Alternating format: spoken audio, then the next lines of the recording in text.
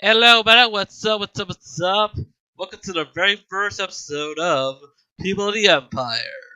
And this is I'm your host, who's Lord R. Wolfen, and and with me is my brother, the weekly oddly weird man, Widdit.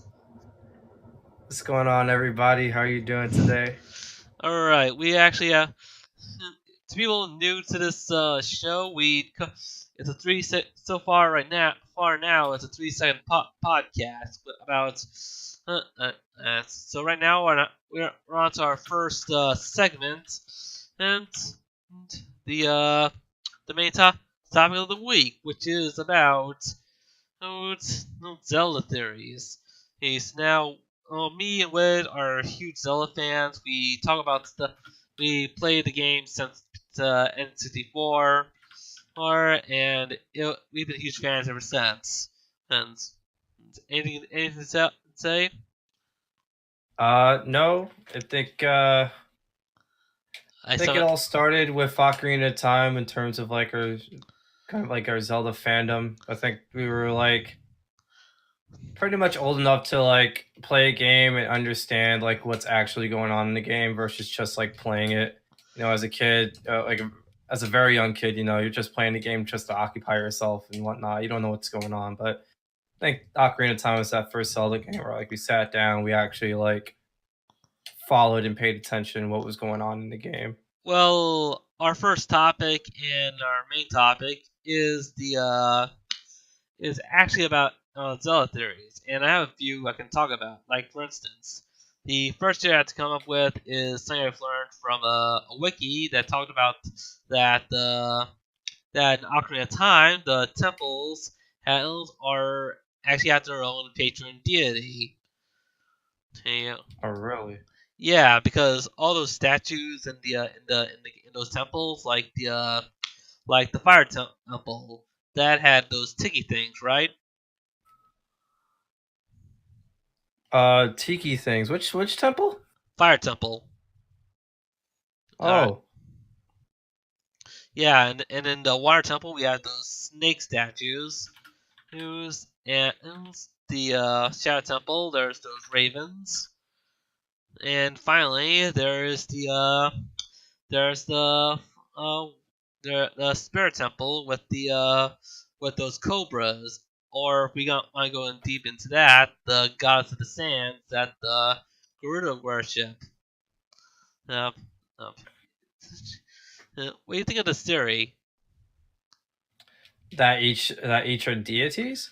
Yeah, Oh, which deities are there like animal deities? I'm not sure what. yeah. Well, the sand temple has like the sand deity, the not sand, the gods of the gods of the desert that the Garuda worshipped.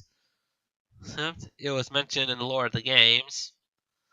Then there's the raven that's throughout the Shadow Temple and whatnot. What do you think?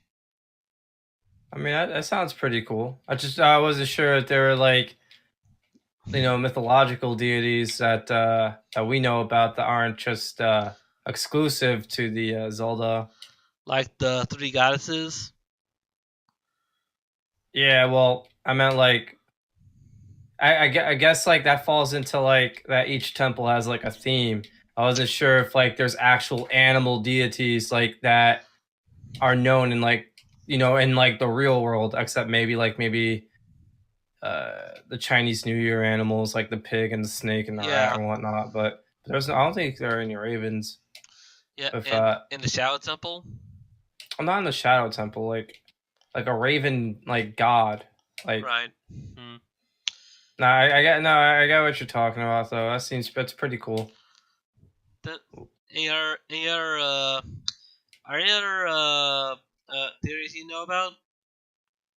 Well, I had just read up on one theory Yeah, where people are actually trying to figure out who the ghost salesman is. So if you remember in Ocarina of Time, yeah, after you become an adult, Hyrule Castle's in ruins because I think Ganondorf takes over and whatnot.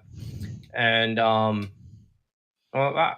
Castle became something completely different, became Ganon's castle. But like the market is ruined, and Right. there's a Poe seller, or rather, he buys Poes from you. Like if you happen to see a Poe out in the wild, you capture it in like a little bottle, you bring it to him, and he pays you like what is it, like 100 rupees, whatever the case is. Pretty sure it's like 100 rupees or something. I know you get points, and once you get like 10 Poes, he gives you something.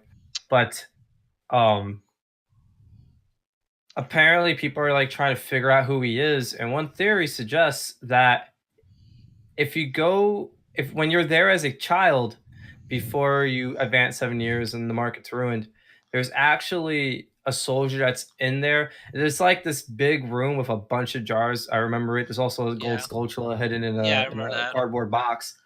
And well, not cardboard, it was a wooden box. But he's in there and he talks about ghost stories and stuff. I Right. forget exactly what the dialogue is, but he does mention ghosts, and he does mention wishing that the world had a bit more chaos and whatnot in it as well.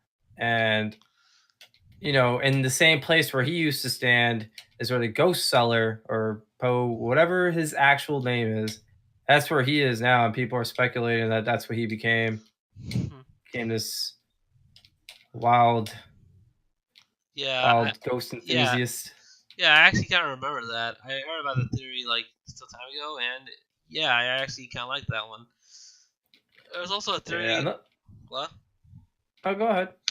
I also found another theory. This goes to Majora's Mask, where the Stone Tower Temple. Well, there's actually this part where you're supposed to push this statue of this creature with its tongue sticking out, and underneath it is the Triforce. Some people were speculating about this that this creature, the way it was done, that the people in Termina you did this to as form of disrespect towards the goddesses or to Hyrule's religion. Hmm. And That what? the main offense being that the statue had his tongue sticking out. Yeah, and like licking on the Triforce in the bottom. Majora's Mask is one of the few Zelda games I actually never beat. I played it quite a bit. I played through it twice actually, and both times I've stopped just before the Stone Temple. So I was like, I'm pretty sure you're pretty close to like beating the game. I think Stone Temple's like the last temple you can do, and then all the other stuff you grab. But like, yeah, that's kind of crazy. One other theory, not really a theory, but more of a creepypasta, and I wish I could have followed up with it more, but I remember getting into it where I think everyone's known about Ben Drowned. Yeah. And like, yeah, apparently, I guess like some kid owned a copy of this game. He ended up dying or drowning, and then like, I think his family was like trying to sell his stuff, and then somebody grabs a hold of it. They try to play the game, and crazy stuff happens in the game, and it's kind of weird. I'm pretty sure it's like a doctored kind of like footage, where like they're editing clips together. But it was pretty insane. I remember watching. I was like, oh my god, I can't believe this is like someone actually either went through the trouble of putting this together or that it was real. For those that don't know about Ben Drowned, just type in Ben Drowned on Google. You'll find it immediately. Yeah, that was actually an interesting thing. There's also another theory that I actually found, and this is a theory that I always like to look up because it actually put up my belief of what Zelda's storyline is like, and that is the just legend theory that people made. The just legend theory is that there is no actual timeline, just the same legend being retold over and over again. What do you think? You know what? I think that's probably the case. I'm not so like when I was looking at the timeline in the Hyrule Historia book, because that was like the official statement from Nintendo on what the timeline is.